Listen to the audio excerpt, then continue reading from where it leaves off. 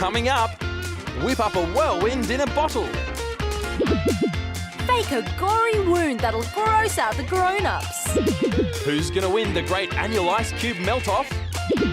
And the ultimate tablecloth trick to try on your friends. Wow, that looked really cool, Dana. How about my bubbles? They're pretty cool too, don't you think? Ha! If you want to see mind-blowing bubbles, take a look at what the real champs are up to. Jordan and I are practicing to become bubble-blowing champions. That's a prize winner for sure. Let's go for some bigger ones. Look at those colours. Catch it. Whoops. Hey, I wonder if we could put a bubble inside another bubble. Testing. Nah, it's too windy out here. This time we're leaving nothing to chance. Stir it up. We're going to need something with a smooth surface area. I know just the thing. A sheet of Perspex. Cool, hey?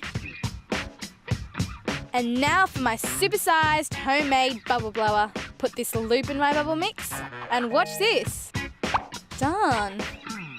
Why doesn't the bubble sit there? Maybe it needs something to stick to.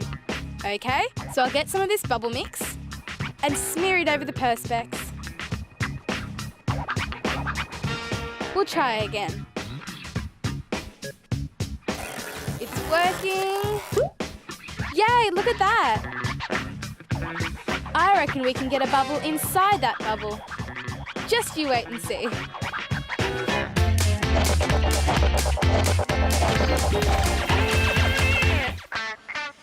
My creative genius keeps getting interrupted. Here's Michael with another fake bruise. Ever since Mum gave him her old blush and eyeshadow, Michael thinks he's the Michelangelo of movie makeup artists. Ha! He's about to see what a true fake wound artist can do. I'll leave him to do some doodling while I get really creative with cocoa powder, petroleum jelly, some tissues, a bowl to hold the ooze, some cotton buds, plus blood red food colouring.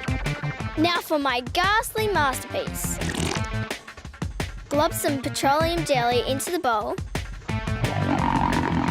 Toss in 4 drops of red food colouring, a dash of cocoa powder to make it look darker, and mix it all together. Ew! Totally gross! Now every good wound has some loose skin, so I'll tear off a bit of this tissue. That's a good size for a respectable wound. A nice gash on my knee, I think. I'll spread this icky goo on the tissue. Yes, the tissue looks just like loose skin. And this is getting gorier by the second. Now I'll master all my creative skills to sculpt the tissue so the edges are higher than the middle, just like a real wound. Perfectly disgusting. Looking good. Just one thing missing. A scab. Why not use a sprinkle of my cocoa powder? Around the edges will look best. A few finishing touches. Clean up the edges. And that is a shocking wound. When you cut yourself, a whopping 16 chemicals quickly combine to form a scab. Scabs keep the germs away so that the body can heal the sore underneath. Sometimes, a mass of white blood cells collects around a sore to help kill germs. It's called pus. Macrophages, another kind of cell, clean away all that icky pus. Eventually, your scab falls off, showing the brand new skin that's grown underneath. Now to show Michael. Hey, Michelangelo, feast your eyes on this. Looks like Mr. Gross was out-gross this time. Yep, truly disgusting. Well done, Lara. You're a world champion wound maker. Speaking of champs, let's see how our brilliant bubble makers are going. We've made a big bubble, and now it's time to make a little bubble inside the big one. This could be tricky. We need something to get the bubble mixture in there. Good idea, a straw. Let's have a go. Oops. Why doesn't it go through? Let's try again. First, we'll need another bubble.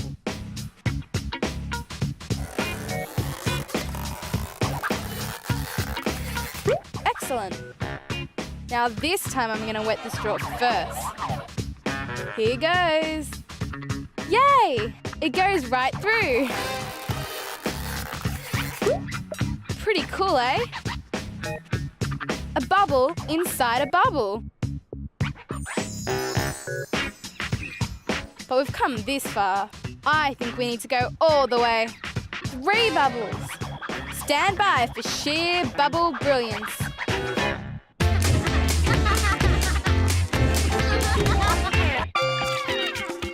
I never like having to clean up. I think a boy should be allowed just to stay dirty. Wow, look at that water go down the plug hole. It's like a mini whirlpool, sucking down anything that goes near it. Cool. I've just had a great idea. Okay, Patrick, we're going to make a super whirlpool machine. All we need is some tape, 2 large plastic bottles, and a washer. Fill 1 bottle 3/4 full of water. Let's add some glitter. It'll make our whirlpool look extra special. Now we tape the washer on top. Don't block a hole in the middle, Patrick. The washer narrows the neck of the bottle and makes our vortex last even longer. Good work!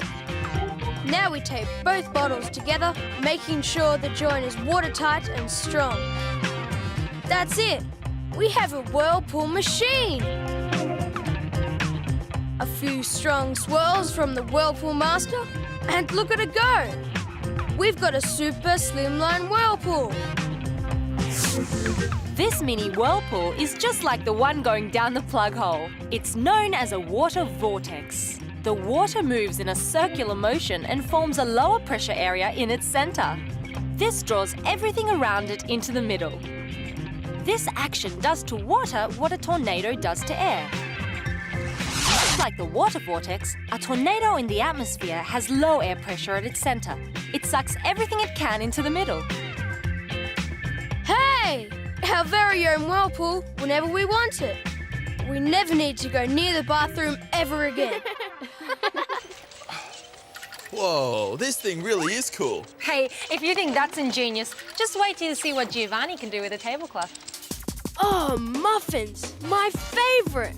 Kimberly is putting on a fantastic spread. It all looks awesome, except the tablecloth is all bunched up on this end.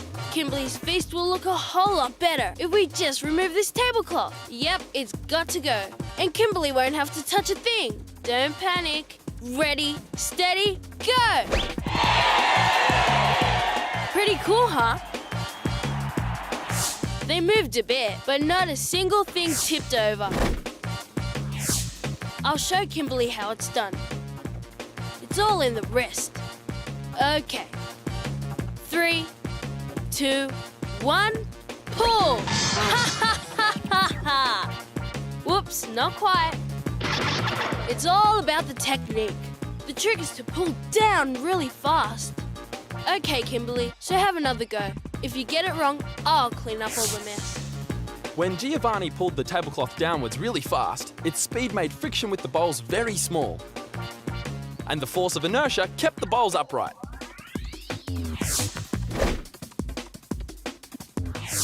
But when Kimberly tugged the tablecloth, it moved so slowly, friction overcame inertia, and the bowls tipped over. Come on, you get it this time. 3, 2, 1, pull! Great start! You did it! Now it looks like a feast fit for a king.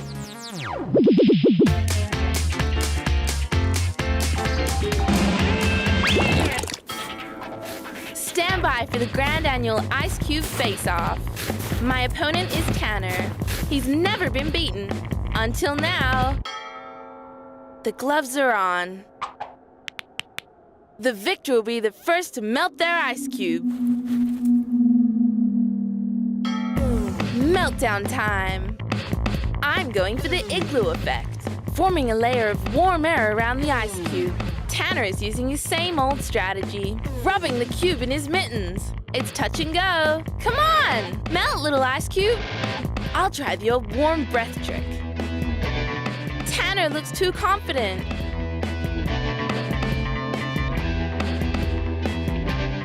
Oh no! Tanner has won! Again!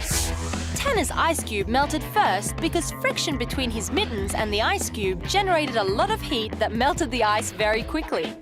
Logan came, well, second, because even though her breath was warm, the air around her ice cube acted as an insulator and kept its temperature pretty much the same. So Tanner keeps his unbeaten record, but at least I kept my mittens dry. Poor Logan. She'll just have to keep practicing. Maybe she'll be the meltdown champion next year. I hope so, because I reckon Nicole and Jordan just about have that bubble-blowing championship sewn up. We're about to become bubble champions. We've already made a bubble inside a bubble, and now we're going for 3 bubbles. Poor old Jordan doesn't think we can. Here goes our bubble inside our bubble in a bubble. Okay, that's 1. Now for our bubble inside the big one.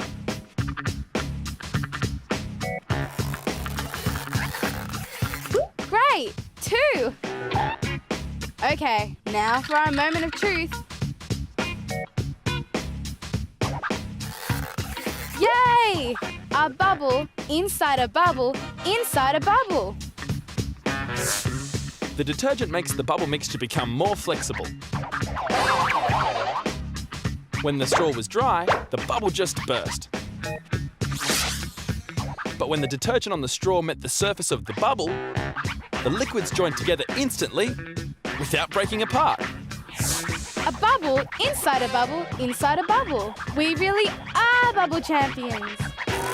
Hey, those bubbles were brilliant. I'm going to try and blow some right now. I don't mean to burst your bubble, Taryn, but you're too late. We've come to the end of another show. See you next time.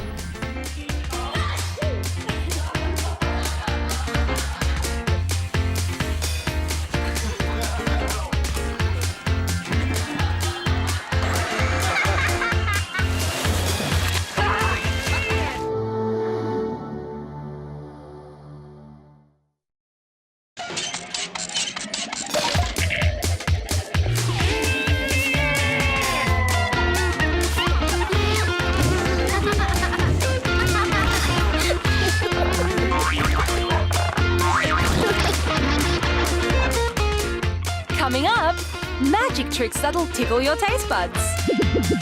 The perfect way to poke a potato. Make the coolest snowshoes on Earth.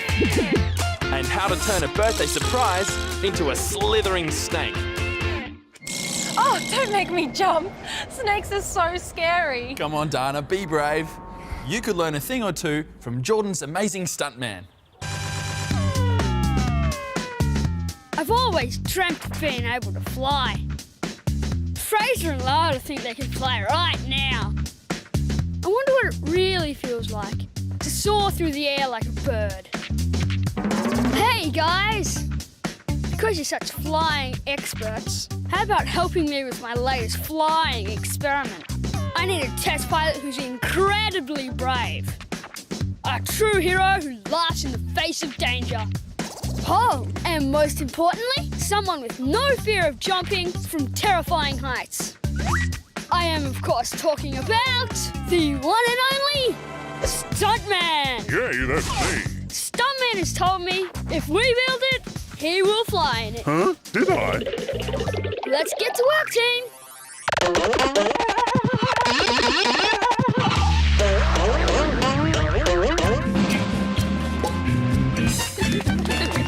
That Mike the magician thinks he's pretty clever. Look at him up there showing off. Everybody's totally into it. Hocus pocus, you're a jocus. Pulling snakes out of a hat. What's so clever about that? Nice snake, magic boy. But I've got a real magic trick for you. All I need is a little flour and some salt. I'll make 2 piles of salt here and a pile of flour over here. Aha! Here's the great magician himself now. Okay, Magic Mike, I've got some magic for you. But first, call your adoring fan club. Now the real magic show can begin. I'd like you to taste this salt, please. It's not sugar, is it? And now this second pile of salt. Nothing but plain salt? And this third pile is plain flour, yes? Well, I'm going to turn that salt into sugar before your very eyes, using nothing but this flour. Now for the magic words. Mike Sedoofus. Now if you'd kindly taste this, please.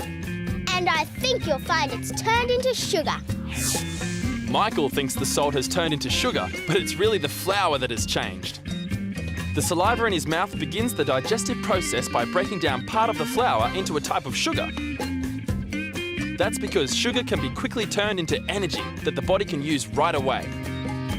The magic trick works because the salt makes this flour to sugar change even faster. Yes, thank you, Magic fans. Now to turn Michael into a toad. I'd watch out, Michael. Rebecca's tricks look a little dangerous. And speaking of danger, I think our amazing stuntman is about to face the most frightening challenge of his career. Our daredevil superhero stuntman is about to take to the sky. First, he'll be thrown over, dead man's drop. What? Only a parachute can save him from a sticky end. I don't like the sound of that. We need something light and strong to make a chute. Yeah, nice one, Lara. A garbage bag is perfect. We'll tie 4 pieces of string the same length to stuntman. Then tie the other ends to the 4 corners of a garbage bag. Tie the 4 pieces separately to the bag. This will help stuntman balance when he's falling. I hope you know what you're doing. Okay, Lara, you launch stuntman, and Fraser and I will be the ground team. It's time for the incredible stuntman to make his first descent. 3, 2, 1, go! A perfect landing! The parachute works because air is captured inside as it falls. Because the air can't escape quickly, the resistance slows down stuntman's descent. Well done, stuntman! Thank you very much. Is there nothing you dare not do? Yes, actually. I think it's time for the ultimate test of bravery. We've seen stuntman drop. Now I think he should be fired into the air. Oh, no!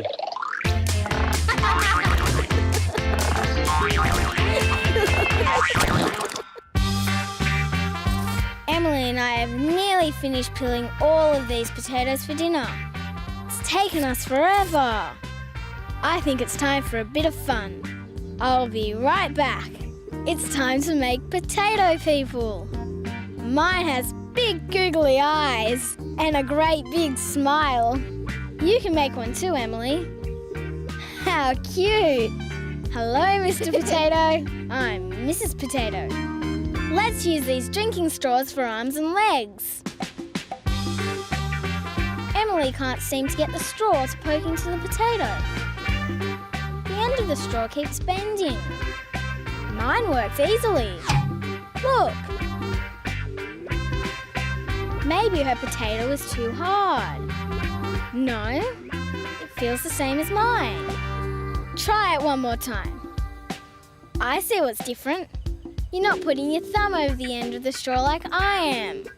Try it again with your thumb blocking the end. That's it. Now you can do it. The secret is not the straw, but what's inside it. Air. When the girls push a straw into the potato with a thumb over the end, the air inside is compressed. That air pressure pushes outwards on the sides of the straw and makes it stronger. I bet our potato people would have never known that. Wow. Imagine getting a straw to sink right into a potato. Speaking of sinking, Herman and Amber are about to have a sinking feeling. And I mean really sinking. Herman and I've got to take Dad's brand new tennis rackets to the sports center for him. We've got to go carefully in this deep snow. You never know when you're gonna sink in. Whoa, stuck again. It's so tiring having to pull yourself out all the time. Hey, Herman, I think I just had a brilliant idea. Come with me and I'll show you. Okay, here's the plan. Put your foot on there. We're gonna make Dad's tennis rackets into homemade snowshoes. I'll wrap these strung elastic bands around. That'll keep him in place. There. You do the other foot while I get on with mine. With these on our feet, we'll be able to walk across the snow much more quickly. Come on, let's go. These are just like the real thing. We're not sinking in at all anymore. I think that was pretty clever of me. Snowshoes make walking on soft snow much easier. It's because they spread the weight over your body and over a greater area. The less concentrated weight reduces the pressure on the snow, so you don't sink in as easily. Dad's gonna be so impressed that we've turned his new tennis rackets into snowshoes. What? Don't you think so?